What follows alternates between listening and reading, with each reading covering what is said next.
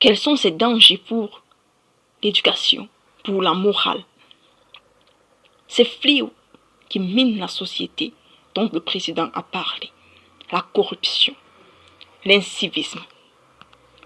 La corruption, c'est de demander ou d'accepter des dons ou des avantages quelconques pour accomplir ou ne pas accomplir le travail pour lequel on te paie. Que ce soit la personne qui donne ou celle qui reçoit, les deux sont corrompus. Leur morale n'est pas bonne parce qu'ils devraient faire tout avec pour seul but l'avancement de la société. La corruption, c'est aussi le détournement d'argent, des fonds publics ou dans une société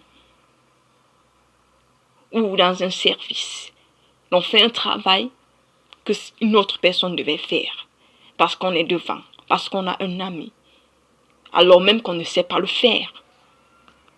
Tout ce qui est destiné à développer le pays, quand on le prend et qu'on consomme de l'argent qui était destiné à payer pour le bon service, c'est de la corruption. Et la loi punit la corruption au Cameroun. C'est pour cela que le président a dit qu'un jour, quand ces personnes seront arrêtées, elles feront face à la justice. L'incivisme, c'est le manque d'amour pour son pays, qui se manifeste par des actes négatifs, la destruction des biens publics, la violence, le non-respect des lois. Ceci concerne les jeunes et les adultes qui ont oublié qu'être un bon citoyen commence par l'amour du pays, du bien commun, de penser ensemble, non pas seulement à toi. Alors le président nous demande tous d'être responsables au quotidien, principalement les parents et les éducateurs.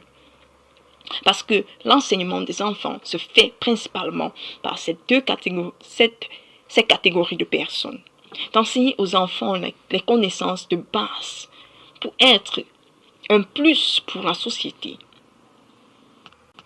De leur enseigner le respect et l'amour pour son pays, pour les personnes, pour les biens, l'esprit de travail.